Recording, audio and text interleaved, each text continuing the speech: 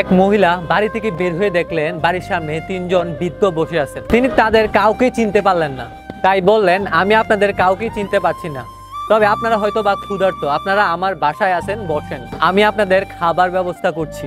তারা জিজ্ঞাসা করলেন, বাড়ির কর্তা কি বাড়িতে আছেন?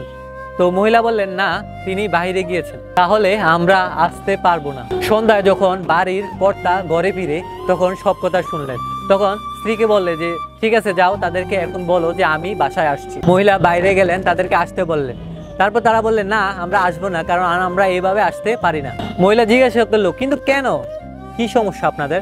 তো লোকদের মধ্যে একজন বললেন, আমাদের মধ্যে থেকে আমাদের একজনের নাম হচ্ছে সম্পদ, আরেকজনের দিকে তাকিয়ে বলল তার নাম সাফল্য, এবং আমি ভালোবাসা। এখন আপনি ভিতরে গিয়ে সিদ্ধান্ত নিন আপনি কাকে ভিতরে নেবেন। মহিলা যখন ভিতরে গিয়ে বলল, সবকিছু খুলে বলল, তখন তার মালিক কর্তা বলল যে খুবই খুশির বিষয়, তাহলে চলো আমরা বাইরে গিয়ে বলি সম্পদকে আসার জন্য, কারণ আমরা সম্পদ পেয়ে আমরা খুব বড় লোক হয়ে যেতে পারবো। স্ত্রী সম্মতি দিলেন না। সে বলল, আমাদের মনে হয় সাফল্যকে ডাকা উচিত। তার মেয়ে পাশে বসে সে জিনিসটা শুনতে বললো। সে বলল, না বাবা মা, আমার মনে হয় আমাদের ভালোবাসা প্রয়োজন। লোকটি বলল, ঠিক আছে, যেহেতু আমাদের মেয়ে বললো যে ভালোবাসার কথা, তাহলে আমরা ভালোবাসাকেই ডাকবো। তো যাও, বাইরে গিয়ে ভালোবাসাকে ডেকে আসো, ভালোবাসাকে আমাদের ঘরের ভিতরে প্রবেশ করতে বলো। ভালোবাসা নামে বৃদ্ধটি সে উঠে দাঁড়ালো এবং বাড়ির দিকে আসতে শুরু করলো।